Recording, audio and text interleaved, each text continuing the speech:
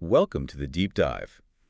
Today we're going deep into longevity research. Ooh, Guided by the work of Ernesto Prieto Gradacos. okay. He spent decades exploring how we can live longer, healthier lives, Right. and we've got some fascinating sources to unpack, including a rare interview he gave on a Spanish-language podcast. Wow, a Spanish language podcast. That's interesting. Yeah, so by the end of this deep dive, you'll not only understand some science-backed practices for longevity, Okay. but also be able to debunk some common myths. I love it, busting those myths. Exactly. What's remarkable about Gradacos is his hands-on approach. Yeah. He doesn't just theorize, he goes out into the field, conducts experiments, Right. and bases his conclusions on real-world observations. Exactly. So by the end of this deep dive, you'll not only understand some science-backed practices for longevity, Right. but also be able to debunk some common myths. Love it, busting those myths. Exactly. What's remarkable about Gradacos is his hands-on approach. Yeah. He doesn't just theorize, he goes out into the field,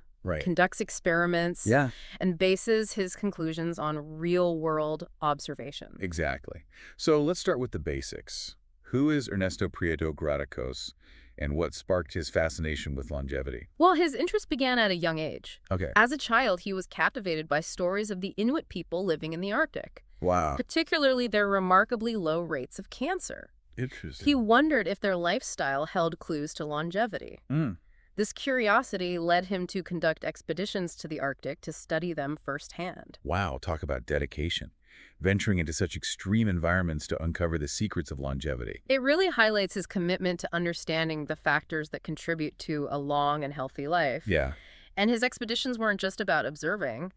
He conducted rigorous research, including measuring blood glucose levels in various ethnic groups, including the Inuit. This led him to the concept of physiological ketosis. Okay, let's unpack that. What exactly is physiological ketosis? It's a metabolic state where the body primarily uses ketones instead of glucose for fuel. And Gradacos found that humans have evolved to utilize both glucose and ketones, Yes. switching between them based on food availability. Right. He believes this metabolic flexibility is key to longevity. Precisely. This constant switching keeps our metabolic machinery running smoothly. But here's the thing.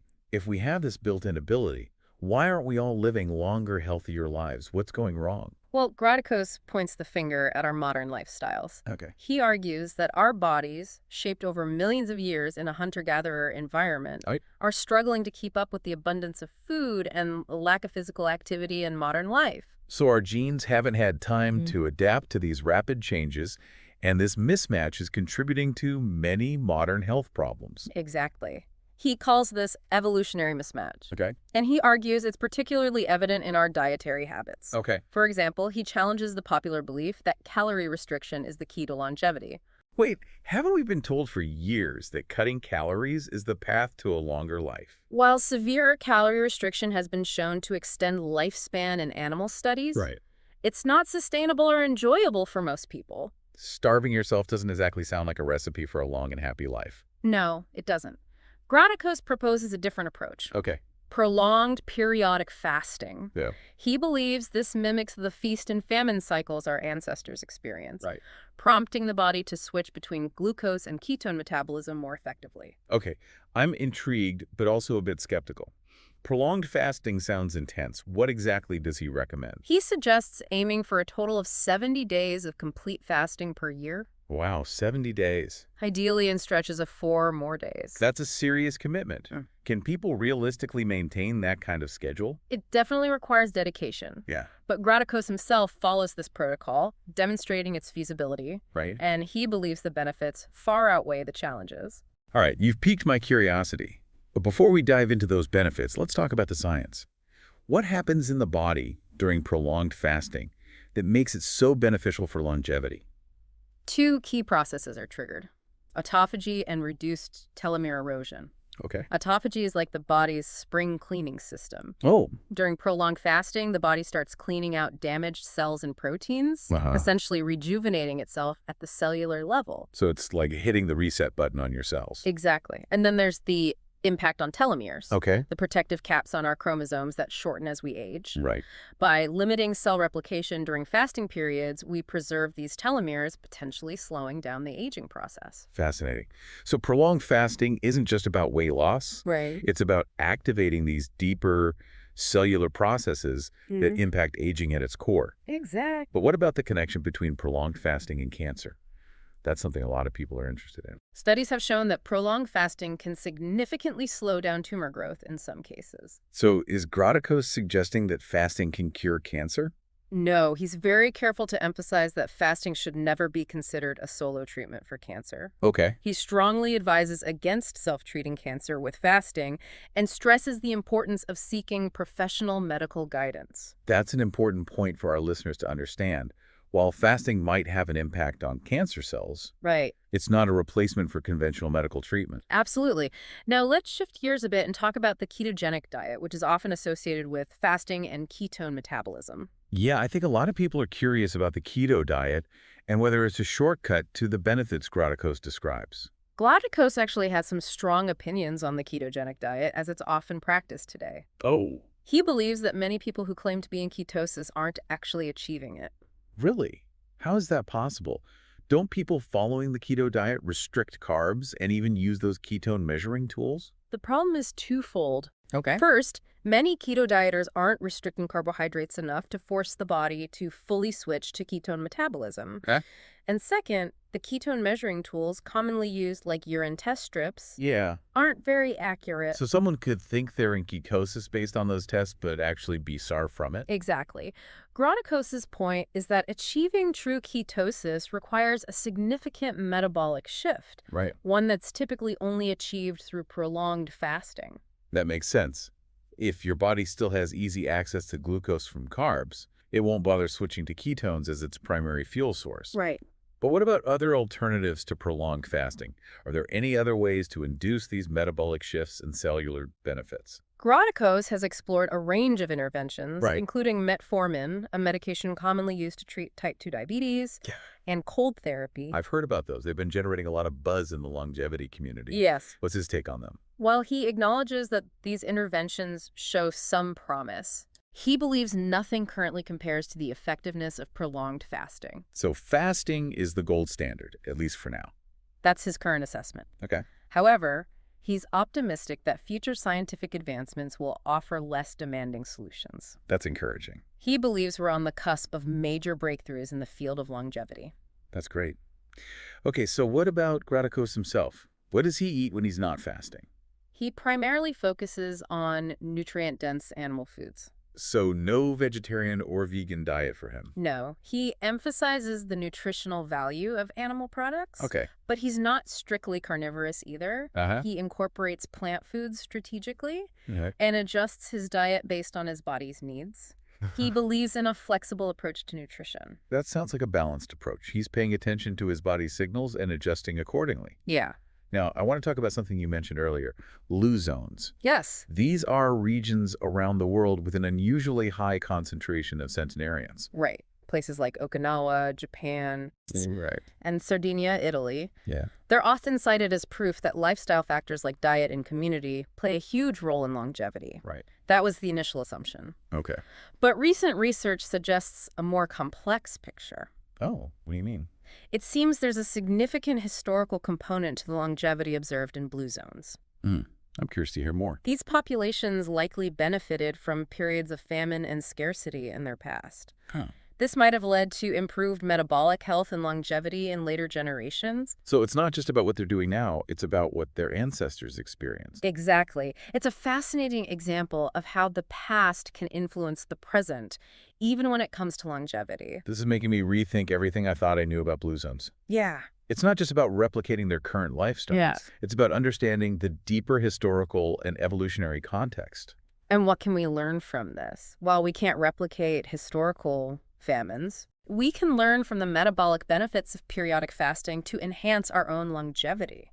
That's a powerful insight. Right. It's not about romanticizing the past, but understanding the principles behind these ancient practices and applying them to our modern lives. Exactly. And it highlights the incredible adaptability of the human body. We have this incredible capacity to thrive in a variety of circumstances, Yeah. even challenging ones. It really challenges us to rethink our assumptions about aging and what it takes to live a longer, healthier life. Absolutely. It's not just about adopting a specific diet or exercise routine. It's about understanding the deeper biological processes at play Right. and how our modern lifestyles may be hindering our longevity potential. Now, before we move on, I want to address something you mentioned earlier, Yeah. the importance of understanding scientific terms correctly. Yes. You said there's a lot of confusion around terms like ketosis and ketogenic diet. Yes, this is a crucial point. Many people use these terms interchangeably, Yeah. but they don't always mean the same thing. Can you break it down for us? What's the difference? Ketosis, as we discussed, is a metabolic state where the body primarily uses ketones for fuel. Right. This typically occurs during prolonged fasting or when following a very low carbohydrate diet. Sure. A ketogenic diet is simply a diet that aims to induce ketosis. So not all ketogenic diets are created equal. Exactly.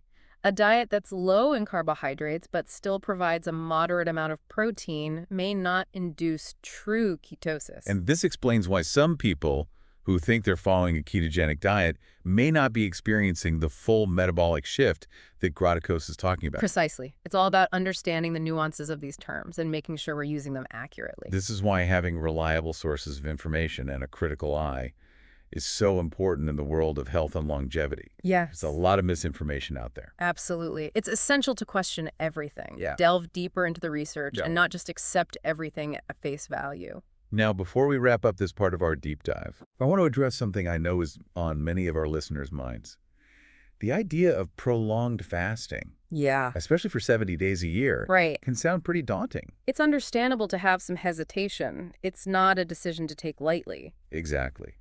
So for those intrigued but unsure if they're ready for such a drastic change, what advice would Gradakos give? He would likely emphasize the importance of starting slowly and gradually increasing the duration of fasting periods. So baby steps. Don't jump into a week-long fast right away. Exactly. He'd also recommend working with a healthcare professional who understands fasting and can guide you through the process safely. It's important to remember that everyone is different, and what works for one person may not work for another. Absolutely. And he'd likely encourage people to focus on the quality of their diet when they're not fasting. Yes. This goes back to the concept of nutrient density that we talked about earlier. Precisely. It's about making sure you're getting the nutrients your body needs to thrive, even when you're restricting calories. This is a great segue into discussing Gradakos' personal dietary approach. Yes. We mentioned that he focuses on nutrient-dense animal foods. Yes, he prioritizes foods like organ meats, Okay. which are packed with vitamins, minerals, and other essential nutrients. I'm guessing he's not a fan of processed foods. He's very critical of the modern industrial food system and its reliance on processed foods, which he believes are contributing to many of the health issues we face today. This makes me think about something you mentioned earlier, the transgenerational effects of diet. Ah, yes, this is a fascinating concept. Can you explain it in more detail for our listeners? It essentially means that the dietary choices we make today can impact the health of future generations. So it's not just about our own health, it's about the health of our children, grandchildren, and beyond. Exactly. It's a powerful reminder that our actions have far-reaching consequences. Right. And it highlights the importance of understanding how our dietary choices can influence gene expression and metabolic health over generations. This brings us back to Gradakos' fascination with the Inuit and other indigenous populations who have thrived on traditional diets for centuries. He sees their longevity and health as a testament to the power of a diet that's aligned with our evolutionary heritage. It's a stark contrast to the modern Western diet, which is often high in processed foods, refined sugars, and unhealthy fats. And this dietary mismatch is likely a major contributor to the rise in chronic diseases like obesity, type 2 diabetes, and heart disease. It's not just about what we eat, but when we eat as well. This is where the concept of meal timing and intermittent fasting comes into play. Gradakos believes that mimicking the natural feast and famine cycles our ancestors experienced can help optimize metabolic health. So instead of grazing throughout the day, we should have distinct periods of eating and fasting. Exactly. This allows the body to switch between glucose and ketone metabolism more effectively. And it gives our digestive system a break, allowing for better nutrient absorption and reduced inflammation. Now, let's revisit the topic of blue zones, those regions with exceptional longevity that we talked about earlier. Right. Remember, we discussed how those initial assumptions about their lifestyle factors being the primary driver of longevity have been challenged by recent research. Very. Right. While diet, exercise, and social connections certainly play a role, Yeah. it seems that the historical context, particularly periods of famine and scarcity, may have played a significant role in shaping the metabolic health of these populations. It's like their ancestors went through a metabolic boot camp that left a legacy of resilience and longevity for future generations. And it's a reminder that we can't simply copy and paste the lifestyles of blue zone inhabitants and expect the same results. Right. We need to understand the deeper historical and evolutionary context. And it raises a fascinating question. Can we replicate the benefits of these historical periods of scarcity in our modern world? This is where Grottakos's work on prolonged fasting comes in. Okay. He believes that fasting can mimic, to some extent, the metabolic challenges our ancestors faced, Right. prompting the body to activate its ancient survival and repair mechanisms. It's not about romanticizing hardship or deprivation, but understanding the biological principles at play and applying them in a safe and controlled way. Exactly. It's about harnessing the body's innate capacity for adaptation and resilience. This brings us to a key question that many of our listeners are probably wondering about. If prolonged fasting is so beneficial, why hasn't it become more mainstream? There are several reasons for this. I'm all ears. First, it goes against the grain of our culture's obsession with constant food consumption. Oh, yeah. We're bombarded with messages to eat more, snack more, and never let ourselves feel hungry. It's the eat, eat, eat mentality. Precisely. And second, prolonged fasting requires a significant commitment and lifestyle change, Yes. which many people aren't willing or able to make. It's not a quick fix or a magic pill. Right. It's a different way of approaching food and our relationship with it.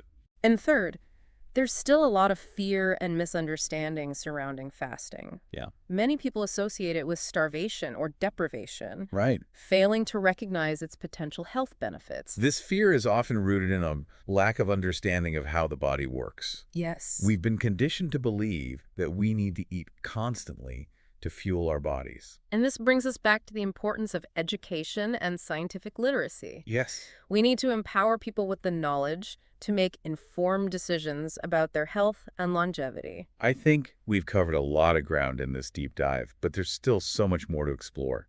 I'm already looking forward to part 2, where we'll delve into some of the practical applications of Grottakos's research. Sounds great. But for now, we hope you've enjoyed this deep dive into the fascinating world of longevity through the lens of Ernesto Prieto Grottakos. It's been a pleasure. Welcome back to our deep dive into longevity with Ernesto Prieto Grottakos. Yeah, it's been a fascinating journey so far. We've been exploring his research on prolonged fasting and its potential to unlock a longer, healthier life. It's really challenged us to think differently about aging and how our modern lifestyles might be impacting our longevity potential. Absolutely.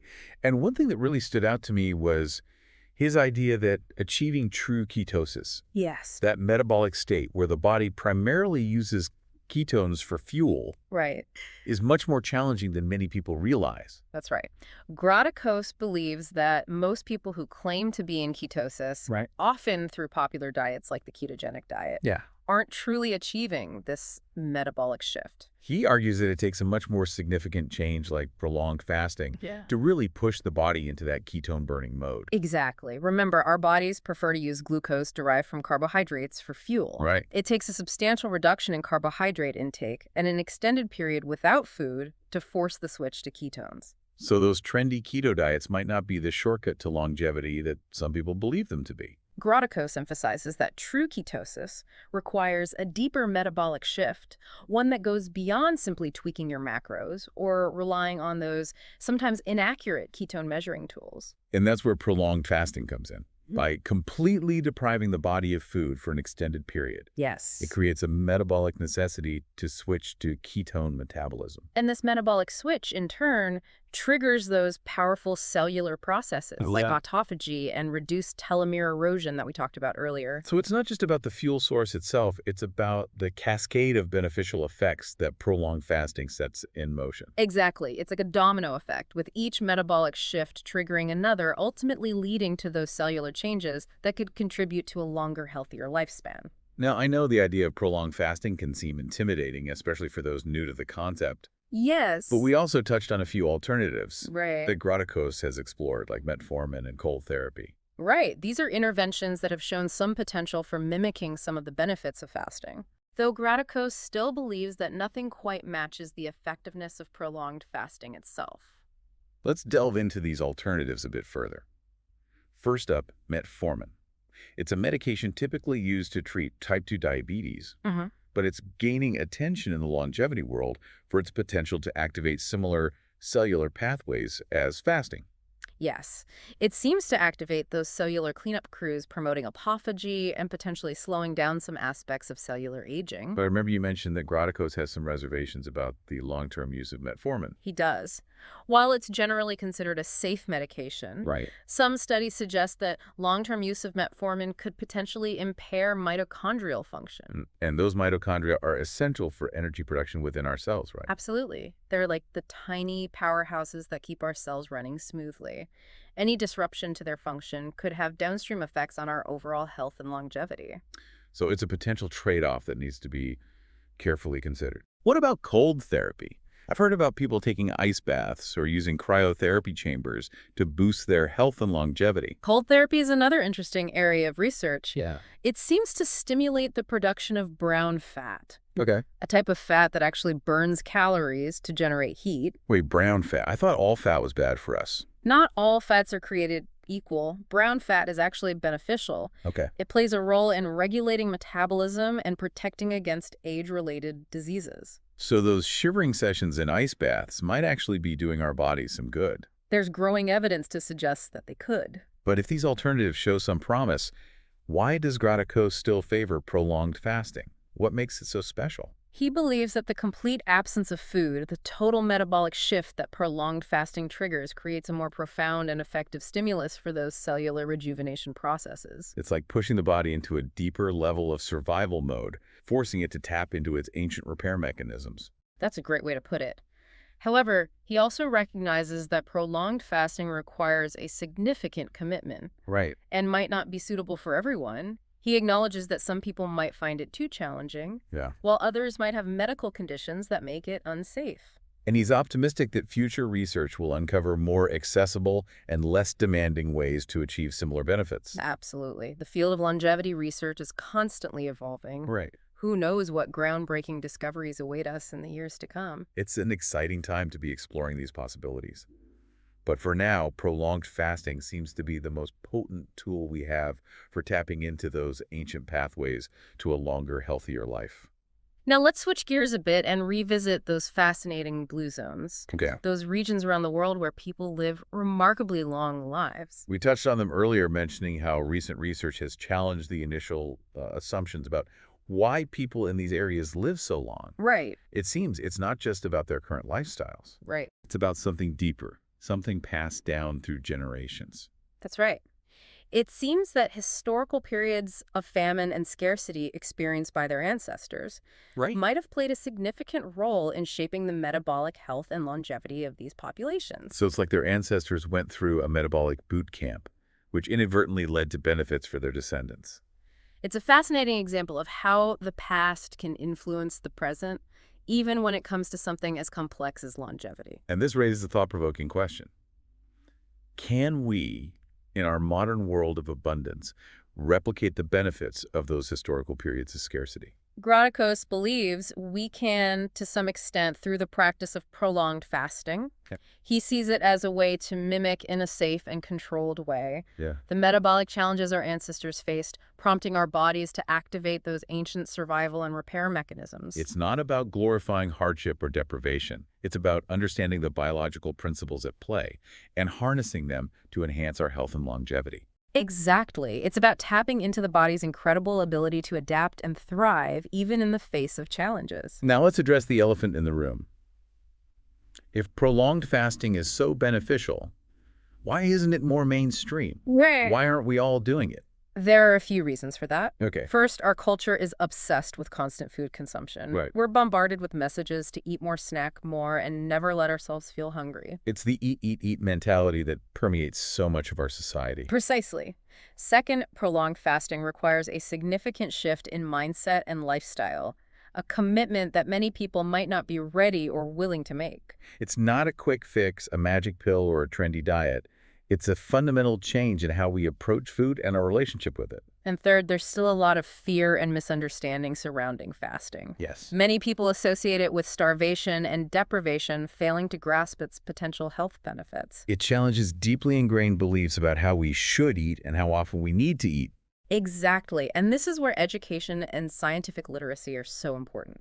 Yes. We need to empower people with the knowledge to understand how their bodies truly work and to make informed decisions about their health and longevity. And that's where Grottakos' work is so valuable. He's not just presenting a new diet or a trendy health fad. Right. He's challenging us to rethink our entire relationship with food and to explore the potential of ancient practices like fasting to unlock a longer, healthier life. He's urging us to reconnect with our evolutionary past, Yeah. to learn from the wisdom of our ancestors, and to embrace a more natural and sustainable way of living. Now, in the next part of our deep dive, we're going to explore some even bigger questions that Grottakos' work raises. Okay. Questions that go beyond the purely scientific realm. Right. We'll delve into the philosophical and societal implications of extending human lifespan.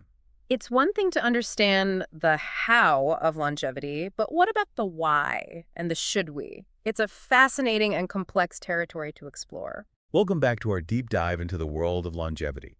We've been exploring the fascinating research of Ernesto Prieto Grottakos, and now I want to shift gears a bit. We've talked about the science, the potential benefits of prolonged fasting, and the challenges of achieving true ketosis. But all of this raises some even bigger questions, doesn't it? Absolutely. It's one thing to understand the biological mechanisms of aging and how we might slow them down, but it's a whole other conversation to consider the societal and philosophical implications of extending human lifespans significantly. Exactly. It's like opening a Pandora's box of questions. If we had the potential to live to 120 or even 150, would we want to or it?